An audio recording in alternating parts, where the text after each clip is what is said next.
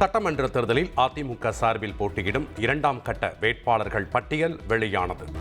சென்னை தவிர்த்து பிற மாவட்டங்களுக்கான வேட்பாளர் பட்டியலை அதிமுக பொதுச் செயலாளர் எடப்பாடி பழனிசாமி அறிவித்துள்ளார்.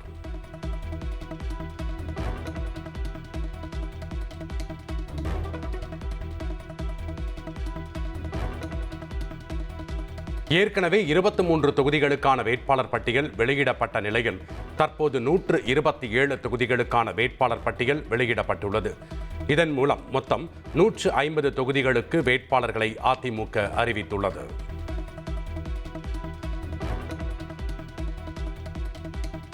ஈரோடு மாவட்டம் கோபிச்செட்டிப்பாளையத்தில் தாவேகாவின் செங்கோட்டையனுக்கு எதிராக அதிமுக சார்பில் பிரபு போட்டியிடுகிறார். 11 முறை கோபிச்செட்டிப்பாளையம் தொகுதியில் வெற்றி பெற்ற செங்கோட்டையனை எதிர்த்து களம் இறங்குகிறார் பிரபு.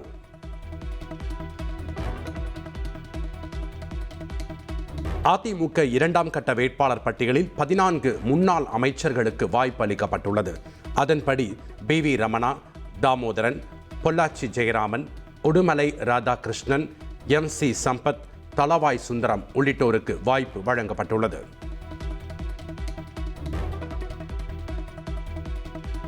அதிமுக சார்பில் வெளியிடப்பட்டுள்ள 2ஆம் கட்ட வேட்பாளர் பட்டியலில் தற்போது MLAக்களாக உள்ள 28 பேருக்கு மீண்டும் வாய்ப்பு வழங்கப்பட்டுள்ளது. அதிமுக 2ஆம் கட்ட வேட்பாளர் பட்டியலில் 43 புதிய முகங்களுக்கு வாய்ப்பு அளிக்கப்பட்டுள்ளது. கும்மிடிப்பூண்டி, வந்தவாசி, கள்ளக்குறிச்சி, அந்தியூர், கோபி, மணப்பாறை உள்ளிட்ட தொகுதிகளில் புதிய முகங்களுக்கு வாய்ப்பு வழங்கப்பட்டுள்ளது.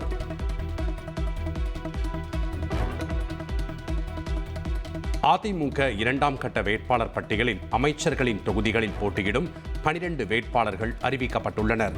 துரைமுருகனின் காட்பாடி தொகுதியில் V. ராமு, ரகுபதியின் திருமயம் தொகுதியில் வைரமுத்து, அன்பில் மகேஷின் திருவெரும்பூர் தொகுதியில் ப. குமார் போட்டியிடுகின்றனர்.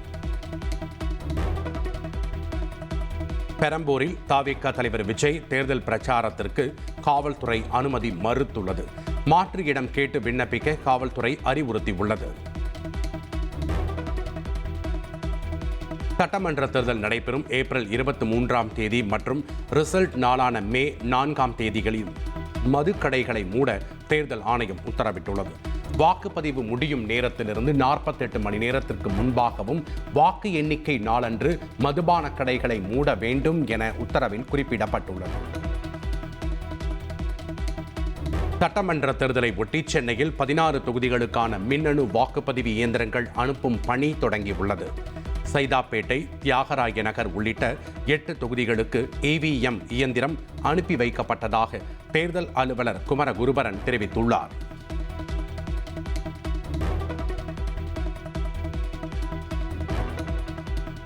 விருதுநகர் மாவட்டம் சாத்தூர் தொகுதியில் போட்டியிடுவதாக தமிழக பாஜக தலைவர் நயினார் நாகேந்திரன் அறிவித்துள்ளார். கடந்த முறை நெல்லையில் போட்டியிட்டு வெற்றி பெற்ற நிலையில் இந்த முறை சாத்தூரில் களம் காண்கிறார்.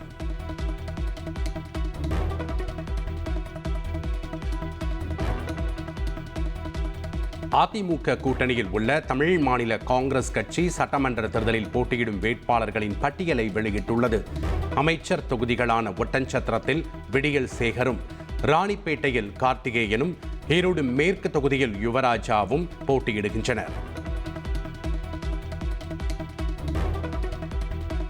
தமிழ் மாநில காங்கிரஸ் சார்பில் கிள்ளியூர் தொகுதியில் நிவின் சைமன் போட்டியிடுவதாக அக்கட்சியின் தலைவர் GK வாசன் அறிவித்துள்ளார். அதேபோல் கும்பகோணம் தொகுதியில் அசோக் குமார் களம் காண்பதாகவும் தெரிவித்துள்ளார்.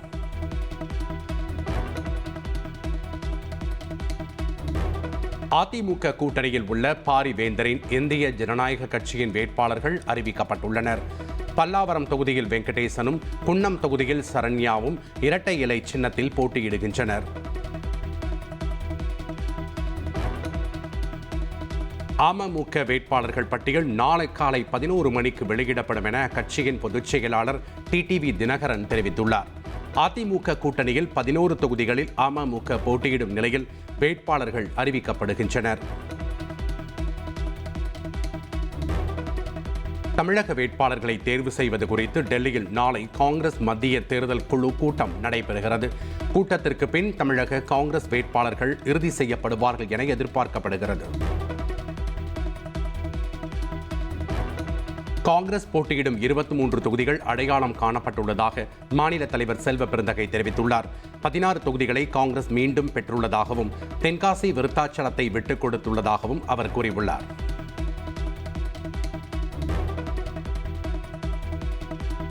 புதிய தமிழகம் கட்சி தனித்து போட்டியிடுவதாக கிருஷ்ணசாமி அறிவித்துள்ளார். வரும் 29ஆம் தேதி வேட்பாளர்கள் பட்டியல் வெளியிடப்படும் என்றும் அவர் தெரிவித்துள்ளார். பெட்ரோல் மற்றும் டீசல் மீதான கலால் வரியை 10 ரூபாய் குறைத்து மத்திய அரசு அதிரடி உத்தரவு பிறப்பித்துள்ளது. பெட்ரோல் மீதான கலால் வரி 13 ரூபாயிலிருந்து 3 ரூபாயாகவும், டீசல் மீதான கலால் வரி முழுவதுமாக நீக்கப்பட்டுள்ளது. கலால் வரி குறைப்பால் பெட்ரோல் டீசல் விலையில் மாற்றம் இருக்காது என பெட்ரோலிய வணிகர் சங்கம் அறிவித்துள்ளது. வரி குறைப்பு எண்ணெய் நிறுவனங்களுக்கு மட்டுமே பொருந்தும் என்றும் விளக்கம் அளிக்கப்பட்டுள்ளது. எரிபொருள் தட்டுப்பாடு காரணமாக இந்தியாவில் ஊரடங்கு அமல்படுத்தப்படும் என்பது வதந்தி என மத்திய அமைச்சர் ஹர்தீப் சிங் பூரி தெரிவித்துள்ளார். ஊரடங்கு குறித்த பொய்யான தகவல்களை நம்ப வேண்டாம் என்றும் அவர் கேட்டுக் கொண்டுள்ளார்.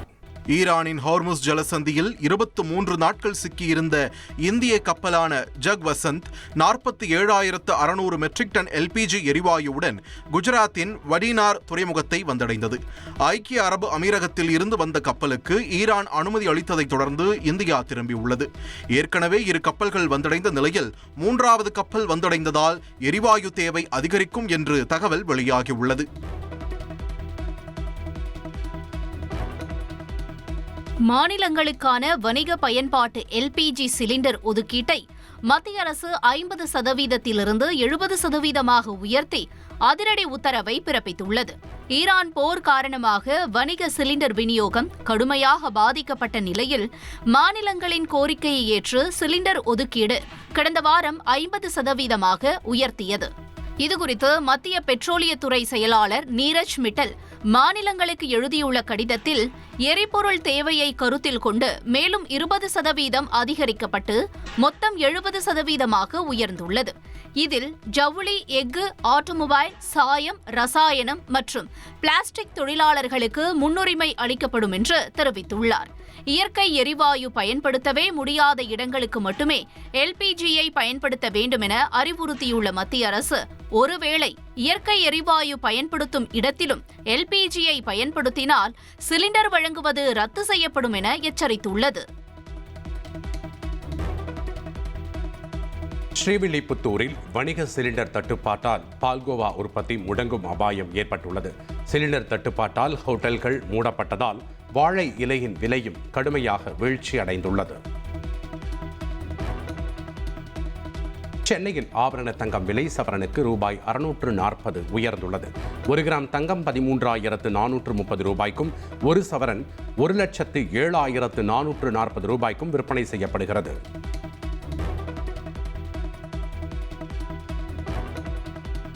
வெள்ளி விலை கிலோவுக்கு 15,000 ரூபாய் குறைந்துள்ளது. 1 கிலோ கட்டி வெள்ளி 2,45,000 ரூபாய்க்கும், கிராம் 345 ரூபாய்க்கும் விற்பனையாகிறது.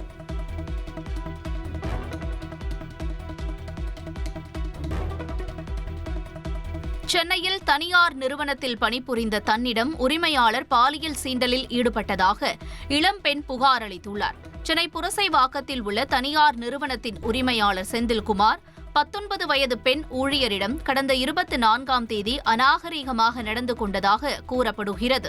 இதுகுறித்து வேப்பேரி அனைத்து மகளிர் காவல் நிலையத்தில் புகார் அளித்தும் போலீசார் வழக்கு பதிவு செய்துவிட்டு நடவடிக்கை எடுக்கவில்லை என்று குற்றஞ்சாட்டிய அந்த பெண் தனது கணவருடன் சென்னை காவல் ஆணையர் அலுவலகத்தில் புகார் கொடுத்தார். தேடின்னு தான் இருக்காங்க, இன்னும் எதுவும் கிடைக்கல. என்கிட்ட கேட்குறாங்க, எங்க இருக்கான், என்ன ஏதாச்சும் போட்டோ இருக்கா, ஏதாச்சும் கேட்குறாங்க. நான் எங்கே போவேன்? என்ன சொல்கிறாங்க, அவங்க ஒய்ஃப் கிட்ட எதுவும் கேட்க மாட்டாங்க, என்கிட்ட தான் கேட்குறாங்க. எங்கே போனானே தெரியல இது வரைக்கும். மிரட்டல. புரியல. ஆமாம், சமாதானமாக போங்க, அவங்க ஏதாச்சும் காசு கொடுத்தா வாங்கிக்கோங்க அப்படின்றாங்க. எஃப்ஐஆர் போட்டாச்சு. நடவடிக்கை எடுக்கணும், ஜெயிலுக்கு போகணும், அவ்வளவுதான். திருவள்ளூர் அருகே வேப்பம்பட்டு அரசு பள்ளியில் தற்காலிக உடற்பயிற்சி ஆசிரியர் 7ஆம் வகுப்பு மாணவனை பிரம்பால் தாக்கியதாக குற்றச்சாட்டு எழுந்தது. மாணவர்களிடையே ஏற்பட்ட சண்டையை கண்டித்தபோது ஸ்ரீநிவிசன் என்ற மாணவனை பிரம்பால் அடித்ததால் தோள்பட்டை வீங்கி காயம் ஏற்பட்டதாக கூறப்படுகிறது. பிறகு அந்த மாணவன் திருவள்ளுவர் அரசு மருத்துவமனையில் சிகிச்சைக்காக அனுமதிக்கப்பட்டார். இந்த சம்பவத்தை வெளியில் சொல்ல வேண்டாம் என ஆசிரியர் மிரட்டியதாகவும், இதனால் உறவினர்கள் பள்ளியை முற்றுகையிட்டு காவல் நிலையத்தில் புகார் அளித்தனர். நீலகிரி மாவட்டம் பந்தலூர் அருகே கட்டுப்பாட்டை இழந்து பெட்ரோல் பங்கிற்குள் ஜீப் புகுந்ததால் பரபரப்பு. ஜீப் மோதியதில் படுகாயமடைந்த பெட்ரோல் பங்க் ஊழியர் மருத்துவமனையில் அனுமதிக்கப்பட்டுள்ள நிலையில் அதிர்ச்சியளிக்கும் சிசிடிவி காட்சி வெளியாகியுள்ளது. கோவை மாவட்டம் மேட்டுப்பாளையத்திலிருந்து ஊட்டிக்கு கோடைகால சிறப்பு மலை ரயில் சேவை தொடங்கியது.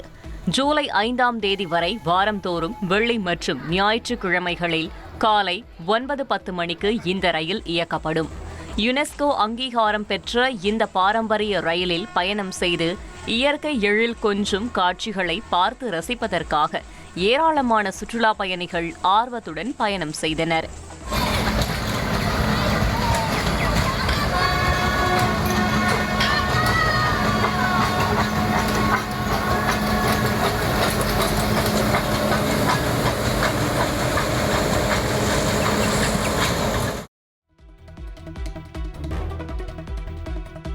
கடலூர் மாவட்டம் புவனகிரி சேத்தியாத்தோப்பு பகுதிகளில் அரசு நெல் கொள்முதல் நிறுத்தப்பட்டதால் 1 லட்சத்திற்கும் மேற்பட்ட நெல் மூட்டைகள் கிடங்குகளில் தேக்கமடைந்துள்ளன. பாதுகாப்பான சேமிப்பு வசதி மற்றும் வாகன பற்றாக்குறை காரணமாக 1 மாதத்திற்கும் மேலாக நெல் மூட்டைகள் குவிக்கப்பட்டுள்ள நிலையில் வெப்பம் ஈரப்பதத்தால் நிறம் மாறி சேதமடைந்துள்ளதாகவும், நெல் மூட்டைகள் கிழியும் நிலை ஏற்பட்டுள்ளது எனவும் விவசாயிகள் வேதனை தெரிவிக்கின்றனர். இதற்குரிய நடவடிக்கையை உடனடியாக எடுக்க வேண்டும் என்ற கோரிக்கையும் எழுந்துள்ளது. விழுப்புரம் வானூர் பஞ்சவடியில் ராமநவமியை முன்னிட்டு 36 அடி உயர ஆஞ்சநேயருக்கு 2000 லிட்டர் பால் மற்றும் வாசனை திரவியங்களால் மகா அபிஷேகம் நடைபெற்றது. தொடர்ந்து ராமர் பாதத்திற்கு சிறப்பு பூஜைகளும் தீபாராதனையும் நடந்தன. இதில் திரளான பக்தர்கள் கலந்து கொண்டு சுவாமி தரிசனம் செய்தனர். நேபாளத்தின் புதிய பிரதமராக பதவியேற்றுள்ள பாலேந்திர ஷாவுக்கு பிரதமர் மோடி வாழ்த்து தெரிவித்துள்ளார். இரு நாடுகளின் ஒத்துழைப்பை மேம்படுத்த இணைந்து பணியாற்ற தயார் என்றும் பிரதமர் மோடி கூறியுள்ளார்.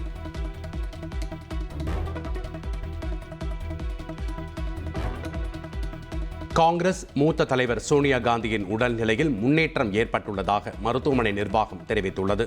ஓரிரு நாளில் அவர் டிஸ்சார்ஜ் செய்யப்படுவார் என்றும் தெரிவிக்கப்பட்டுள்ளது. கிரிக்கெட் ரசிகர்கள் பெரிதும் எதிர்பார்க்கும் IPL கிரிக்கெட் திருவிழா நாளை தொடங்குகிறது.